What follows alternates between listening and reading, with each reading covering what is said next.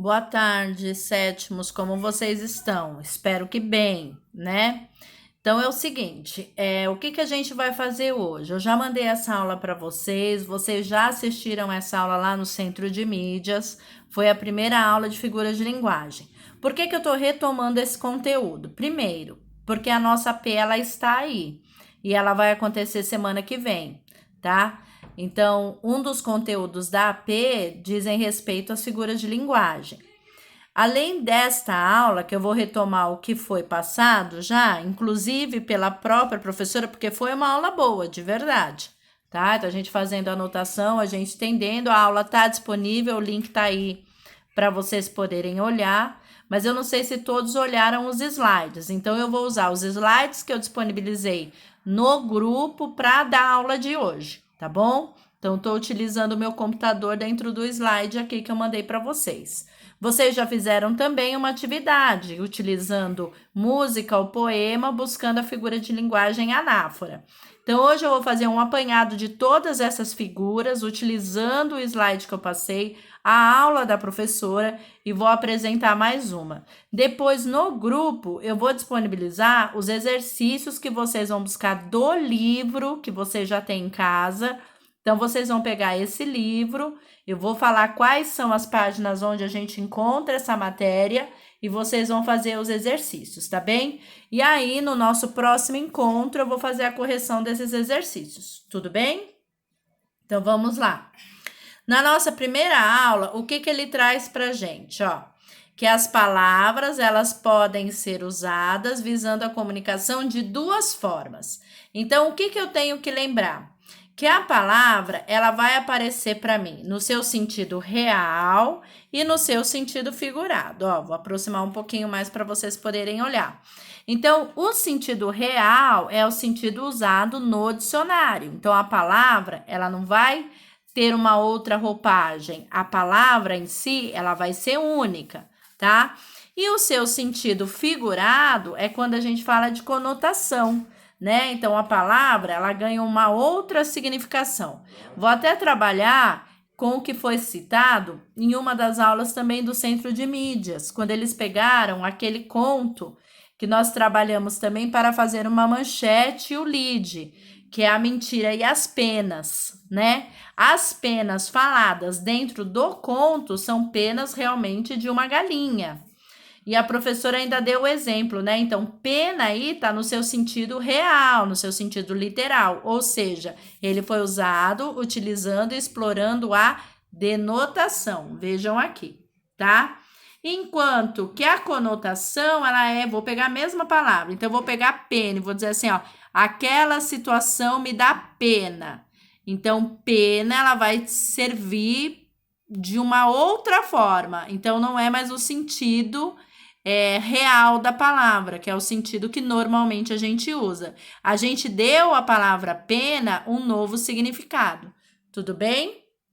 Então, isso é uma linguagem denotativa, que a gente usa a denotação, tá? O exemplo que foi dado aqui, ó, que a minha blusa é cinza e tá tudo cinza sem você. A palavra cinza foi usada de duas maneiras diferentes. Na primeira, eu tenho a denotação, porque é o sentido real da palavra. Na segunda, eu tenho o sentido figurado da palavra. Quando eu digo que tá tudo cinza, significa que tá sem graça, né? Que as coisas estão sem graça. Então, aí eu tenho as imagens para ilustrar essa situação. Olha o ursinho sentindo falta do crush, tá bem? Então, é aqui que nós temos essas duas linguagens. Buscando isso, o que a gente vai entender?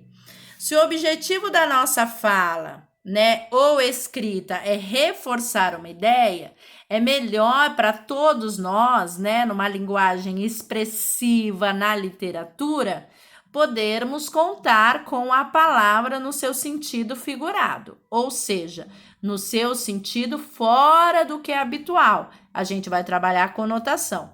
Porque o que a gente busca, gente? Ó, mais expressividade, mais beleza. O que a gente quer é reforçar a ideia da demora. Neste caso, porque o que eu coloquei? Olha como fica. No sentido sem expressividade, ou seja, eu digo que uma coisa aconteceu que até demorou, mas eu não exagero. Então, olha lá, fiquei esperando demais. É uma coisa falar isso. Agora, se eu falar que eu tomei um chá de cadeira, a pessoa vai pensar que em vez de 1 hora esperando, eu fiquei a tarde inteira, tá? O que eu não posso tomar no seu sentido real? Porque se eu penso num chá de cadeira, realmente o que a gente vai ter no seu sentido real é esse chá de cadeira, né? Se eu penso no sentido figurado, ou seja, utilizando a conotação, o chá de cadeira é esse aqui. Vocês entendem a diferença? Então, quando eu quero dar mais valor, mais intensidade ao que eu vou falar, eu uso a conotação. E aí eu vou fazer uso do recurso das figuras de linguagem. Mas lembrem-se, se o meu objetivo da fala ou da escrita é reforçar a ideia, não é todo tipo de texto que vai querer esse tipo de informação, tá? Então, vocês têm que tomar cuidado com isso. Tudo bem? Vamos para o próximo slide. O sentido literal, ou seja, o sentido real da palavra, é aquilo que eu falei para vocês. Se eu levar o chá de cadeira no seu sentido real, literal, o que minha cabeça vai imaginar? Que eu tenho uma xícara com chá e o ingrediente é a cadeira, né? O chá foi feito de cadeira. Não é isso que eu quis dizer. Tá bem? O que eu tô querendo dizer aí é intensificar. Olha a caveira esperando. Então, não esperou só 1 hora, 2, não, gente, esperou mais tempo. Então, se eu quero valorizar isso, eu vou trabalhar com o sentido figurado da palavra. Tudo bem? Seguindo, o que nós temos? A professora trabalhou com mapa mental. Realmente, o mapa que foi disponibilizado pelo Centro de Mídias estava bem ruinzinho. Não dava para a gente ver direito. E ainda tinha o rapaz fazendo uso das libras, né? Que é necessário, não que ele não devesse estar aí, mas ficou ruinzinho para a gente ver. Então, o que eu pedi que vocês fizessem? No caderno de vocês próprios fizessem o mapa mental. Ah, professora, mas como eu vou fazer isso? Eu não estou conseguindo enxergar. Eu não estou falando para vocês copiarem, ok? O que eu pedi que vocês fizessem?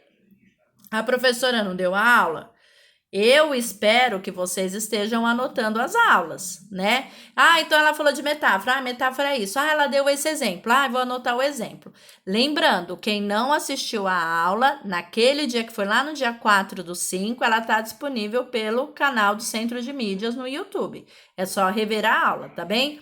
Aproveita a aula que a Pro tá dando aqui e façam a maneira de vocês. Não é para copiar de ninguém, nem da professora que passou, nem da minha pessoa aqui. O que eu quero que vocês façam é que vocês recolham as informações que estão sendo dadas nessas 2 aulas e desenvolvam um mapa mental. Essa é a proposta do exercício. Olha lá o que ele pede, ó. Vou colocar aqui, ó, registrem a sua maneira o mapa mental, a sua maneira, tá bem? O mapa tem que possuir nome da figura, uma palavra que defina, tá? E um exemplo. Como que eu vou fazer isso, professora? Então, vamos lá. Metáfora. Aí, o que define a palavra metáfora? Comparação. E aí, um exemplo. Meu pai é um leão. Tá? Então, eu fiz o meu primeiro quadradinho do mapa mental. E é isso que vocês vão fazer com todas as palavras, com todas as figuras que a gente vai olhar. Desenvolva o mapa no seu caderno. Não é para entregar para a professora, tá bom? Deixem no caderno porque a gente vai utilizar. E no decorrer, a gente vai conhecer mais figuras de linguagem, porque essas que estão aqui não são todas. Então, aí a gente vai acrescentando no nosso mapa mental, tá? Lembrando, olha a observação aqui, ó. Não é para copiar o mapa da tela. Porque aí o aluno vai falar assim, ai, mãe, eu não vou fazer porque eu não tô conseguindo copiar o mapa da tela. Não é essa a ideia. Deixa eu só arrumar minha câmera aqui. Não é essa a ideia. A ideia não é que vocês copiem. A ideia é que vocês produzam os de vocês, pegando as informações dadas na aula. Tanto do Centro de Mídias do dia 4/5, quanto as que eu tô falando aqui para vocês, tá bom? Então, a professora começou separando as figuras entre figuras de pensamento, figuras de sons, e a gente vai trabalhar com isso, tá? Então, o que são figuras de pensamento? Então, elas vão fazer pessoa que estou lendo, associar uma imagem com a outra. Por isso que ela é uma figura de pensamento, porque ela vai exigir da minha cabecinha aqui que eu faça associações, tá bom? Então, quais são essas figuras? Então, nós temos lá a antítese, que ela vai trazer para mim ideia de oposição, né? Ah, eu tô chorando de tanto rir. Ué, você tá chorando ou você tá rindo? Então, vocês estão vendo? Chorar e rir são ideias contrárias, mas elas estão no mesmo local, elas estão numa mesma frase, no mesmo contexto. Isso é antítese, tá bem? O que é o eufemismo? Ó, eu coloquei lá a palavra suave, porque ela suaviza uma situação, ela deixa mais agradável o ouvir aquela situação. Se eu dissesse assim, chego para alguém e vou dar informação, ó, fulano lá morreu. Nossa, pesado, né? Falar o morreu. Se eu quero contar isso de uma forma mais suave, eu vou falar assim, ó, fulano ali passou dessa para uma melhor, tá? Então ele saiu desse mundo turbulento aqui e foi para um lugar mais calmo, esperamos todos nós, né? Então, ao trocar a palavra morrer por toda essa expressão que suaviza o termo, eu estou trabalhando o eufemismo, tá bom? A ironia. Quando eu uso a ironia, eu estou colocando na minha fala e no meu texto exatamente aquilo que eu não penso, tá? Eu estou colocando uma coisa que realmente eu não acho que é. Então, aí eu vou um exemplo assim, ó. Tem uma pessoa que chegou atrasado na sala de aula. Aí ela era para ela entrar na primeira aula, 1 hora, e ela chegou só a 1h50. Ela bateu, eu ainda tô na sala, ela vai entrar, e professora, posso entrar? Eu falei, nossa, pode, chegou cedo. Ou seja, se a gente sabe que ela deveria estar lá a 1 hora e ela chegou a 1h50, ela não chegou cedo. Então, o que eu falei é contrário daquilo que realmente eu penso. O que eu tô pensando? Tá tarde, hein, minha filha? Mas eu não falei tá tarde, hein, minha filha? Eu falei, nossa, chegou cedo. A pessoa vai saber que ali eu já tô o quê? Tirando um sarro da situação. Isso é ironia, tá bom? O que é hipérbole? Hipérbole, exagero. Olha lá, o eufemismo, quando a gente falou lá em cima, ele suaviza a situação. A hipérbole já é o exagero. Eu vou intensificar ainda mais a situação. Lembra do chá de cadeira? O chá de cadeira, eu tomei um chá de cadeira. Tomar um chá de cadeira é um exagero, tá? Ou eu colocar assim, eu morro de amor por tal pessoa. Gente, você não morre de amor. Você morre de tudo, menos de amor. Dizer que você morreu de amor é um exagero, tá? Dizer que você tá morrendo de amor, não vai morrer de amor não, dá pra botar bem, que depois passa, você encontra outro amor. A prosopopeia. Nós usamos muito isso quando falamos em fábula. Lembram da fábula?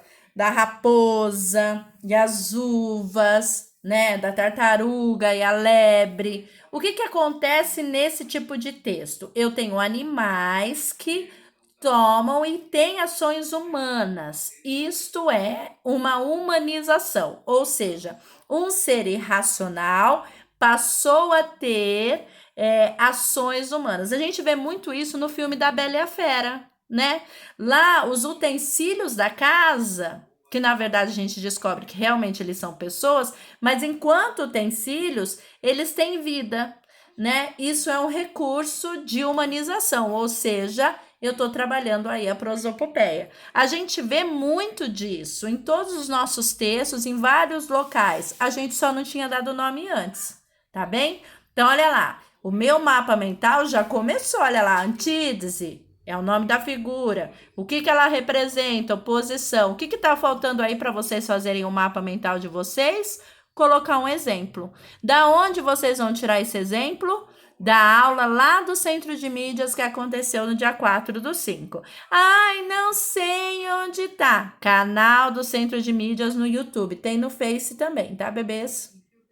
Agora vamos lá. As figuras de palavras. Todas essas figuras de palavras, elas são baseadas em comparações, tá? Então, toda vez que eu vou falar de uma figura de palavra, ela vai fazer a comparação de uma coisa com a outra. Quando a gente fala de comparação, que é uma figura de linguagem, ela vai usar o conectivo, que é o como. Então, lembra aquele exemplo que eu dei que meu pai é uma fera? Então, eu posso dizer assim, ó, meu pai é bravo como uma fera. É bravo como uma fera. Quando eu digo isso, esse como, ele é responsável pela associação da braveza do meu pai à braveza de uma fera. Tá bem? Isto é comparação. Então, vamos lá. Comparação, eu comparo um elemento ao outro. Usando o quê? Um conectivo. Que conectivo é esse? O como. Então, meu pai é bravo como uma fera. Tudo bem? Metáfora também é uma comparação, só que aí por associação. Já não faz uso do conectivo. Vou usar o mesmo exemplo. Olha como uma comparação pode se tornar uma metáfora. Olha lá. Meu pai é uma fera. Então, quando eu faço essa associação do meu pai à fera, eu já estou querendo falar que meu pai é bravo.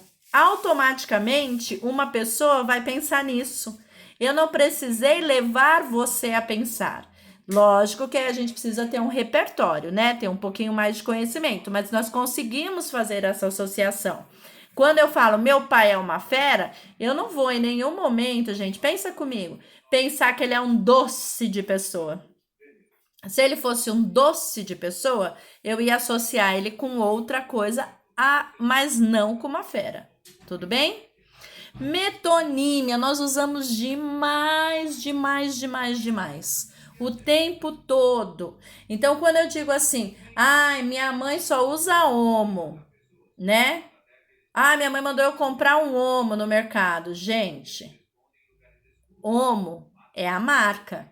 O que a nossa mãe mandou a gente comprar é um sabão em pó. Ah, eu uso Gillette para fazer a barba. Gente, Gillette é a marca. O que você usa é uma lâmina de barbear. Então, a todo momento, nós fazemos essas substituições, né? Outro exemplo, eu leio tanto Machado de Assis. Gente, Machado de Assis já morreu. O que eu leio são as obras que ele deixou, mas eu faço essas substituições, tá? Então, toda vez que eu faço essas substituições, eu estou trabalhando com a metonímia. Tudo bem? Então, vamos lá. Todas essas figuras são comparativas. Eu comparo um elemento ao outro, ou através de um conectivo, ou através de associação, ou através de substituição. Tudo bem? E agora nós vamos para as figuras de som, né? As figuras de som, elas vão trabalhar com o quê? Com a sonoridade, responsável pela musicalidade do texto. Então, nós temos a literação, né? Quando a gente usa a literação, o que vai ser repetido? Consoante. Então, chove, chuva, chove sem parar. Tá vendo? Chove, chuva, chove sem parar. Então, é responsável pela musicalidade e até para que eu consiga ouvir o som da chuva. Então, tudo tem uma intenção. Por que ele repete essas consoantes? Para que eu consiga ouvir o som da chuva. Então, ele vai procurar uma consoante que se aproxime desse som, tá? Chova, chuva, chuvisco, chuvarada. Então, a gente também tem, ó, chuva, chuvisco, chuvarada. Então, vai acontecer de novo. De novo, a gente tá falando de chuva, tá? Então, quando há essa repetição, eu tenho a literação. A assonância já é a repetição da vogal. Então, eu vou procurar um verso onde as palavras explorem um único som de vogal, né? Ana, banana, pisou na cama, fez xixi na cama. Então, ó, Ana, banana, fez xixi na cama. Então, eu explorei o A do Ana, da banana e cama. Com a intenção de quê, gente? Ritmo, musicalidade. tá? Então, toda vez que eu usar esse tipo de figura, o que eu tô procurando aí no meu texto é musicalidade. Como vocês viram, a grande maioria dessas figuras de linguagem, principalmente as de som e de construção, elas são muito exploradas em poemas e músicas, tá? Por isso que é Pro pediu uma música ou um poema. E a onomatopeia? Quem nunca leu uma história em quadrinhos? A onomatopeia nada mais é do que trabalhar a representação sonora. Cabrum! Aí você vê que a nuvem tá toda escura e veio um raio, né? Turma da Mônica, muito presente nas nossas historinhas em quadrinhos. Tibum, né? Então vamos imaginar o Chico Bento caindo na água. Eu quero representar isso. Splash também caiu na piscina, também é outra representação de som. Só que essa representação, que nem aqui eu tô falando para vocês, essa representação ela vai vir por escrito, tá? Então o nosso texto vai ter, utilizando vogais e consoantes, ele vai tentar se aproximar do som feito. Aperto a campainha, prim, né? Então aí eu vou fazer o som chegar próximo ao som que eu ouço, tá bem? Representando através de consoantes ou vogais. E a última palavra que eu peço que vocês prestem bastante atenção é a sinestesia. O que é a sinestesia? Vocês vão ver que eu coloquei aí os 5 sentidos. O que são os 5 sentidos? Então, eu tenho o paladar, o olfato, a visão, o tato, né? Paladar, deixa eu ver se eu falei todos. Olfato, audição, paladar, visão e tato. Falei os 5. Então, esses 5 sentidos, normalmente a gente usa um de cada vez. Então vamos ouvir uma música. Para ouvir a música, eu vou usar só a audição. Vamos sentir a maciez desse tecido. Vou ter que usar o tato. Vamos ler um texto em material impresso. Então, eu vou usar a visão. Por que eu falei material impresso? A gente pode ouvir o texto também, né? Então, vamos ler. Para ler, eu preciso da visão. Você consegue sentir o cheiro desse perfume? Aí eu vou ter que usar o quê? O olfato. E assim por diante. Tá ok? Agora, um texto, principalmente literário, ele pode misturar essas sensações. Olha o exemplo que eu tenho aqui, ó. Vou até aproximar, tá? Essa chuvinha de água viva, esperneando luz e ainda com gosto de mato longe, meio baunilha, meio manacá, meio alfazema. Então, vocês estão vendo que ele colocou gosto. Quando a gente pensa em gosto, a gente está falando em paladar. Mas vocês estão vendo que ele colocou meio baunilha, depois ele coloca meio alfazema? Vocês sabem que alfazema é um perfume de uma flor? Então, quando ele diz meio baunilha, para eu saber se o gosto é de baunilha, realmente eu tenho que experimentar, vou usar a boca. Mas para saber se é meio alfazema, eu tenho que usar o nariz, eu vou ter que usar o olfato. Então, ele colocou numa mesma construção, no mesmo verso, a necessidade de usar 2 sentidos ao mesmo tempo. Olha o outro exemplo, ó. O sol de outono caía com uma luz pálida e macia. Tá. Para saber se é pálida, o que eu tenho que usar? Visão. E para saber se é macia, o que eu tenho que usar? O tato. Então, vocês veem que no mesmo verso, numa mesma frase, ele fez a gente utilizar 2 sentidos. Quando há essa mistura, gente, o que estamos trabalhando aí... Ficou tortinho agora. O que estamos trabalhando aí é a sinestesia. Tudo bem? Então, a sinestesia também é uma figura de linguagem responsável pelo quê?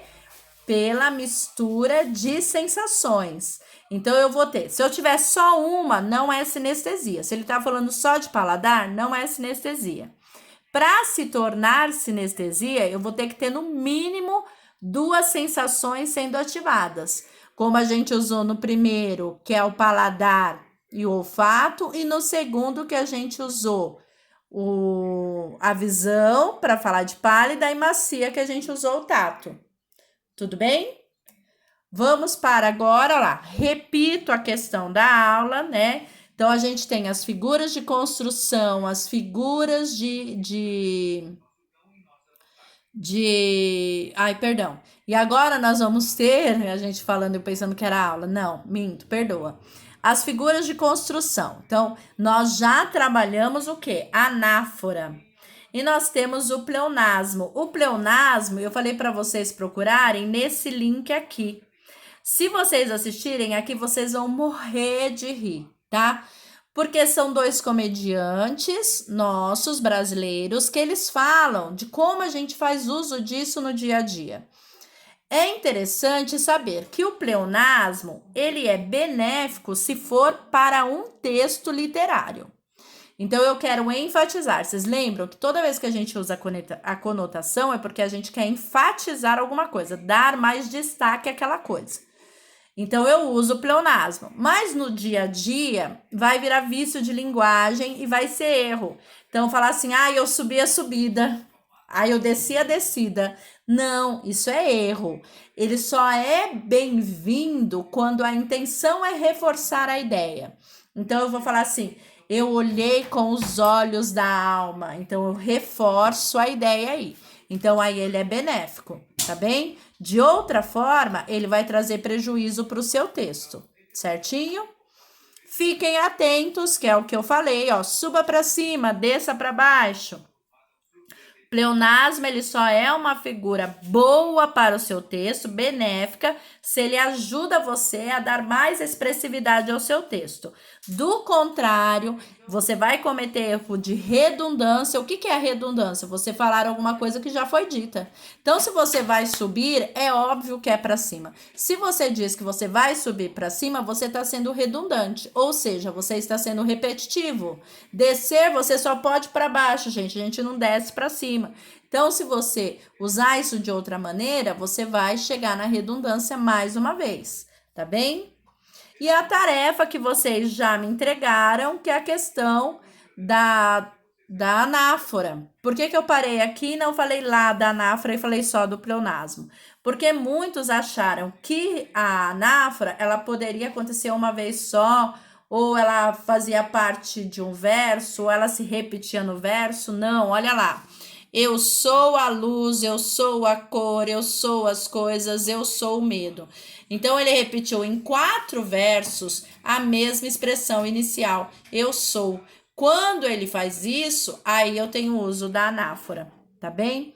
Vou voltar um pouquinho na aula, vou ver se eu consigo lançar isso para vocês assistirem um pouquinho esse vídeo desses escritores, né? É muito interessante, então se vocês puderem em casa olhar, seria bem legal, tá? Então assistam inteiro, aproveitem o tempo que vocês têm agora, que é um tempo um pouquinho maior, e ouçam junto aos pais de vocês, tá bem? Vou erguer aqui um pouquinho pra gente poder assistir. Vamos lá.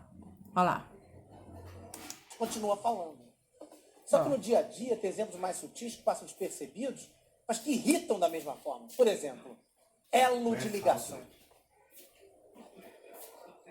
Gente, elo é de ligação.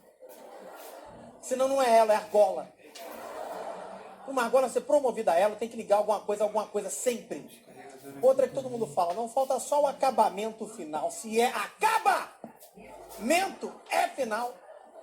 Não existe acabamento semifinal, acabamento quarta de final. Tem uma que é um clássico. Não, eu tenho certeza absoluta. Se a pessoa tem certeza, ela é absoluta. Tem uma que eu nunca vi ninguém acertar. É uma assim. Não, é só uma goteira no teto. Goteira é no teto, na parede escorre, no chão é poça. Vocês viram como isso é divertido? Então, dá pra gente aprender e se divertir ao mesmo tempo. Vocês têm esse tempo, assistam com os pais de vocês, eles vão gostar. Vocês vão morrer, garanto que a risada é certa. E a gente acaba intensificando mais o que é o pleonasmo e evita essas repetições na nossa fala, tá? Porque isso é redundância, a gente reforçar uma coisa que já foi dita. Mas aí eu faço quando? Eu faço quando a minha intenção é a expressividade. Normalmente no texto literário. Do contrário, não. Tá bem? Um beijo. Fiquem com Deus. Se cuidem.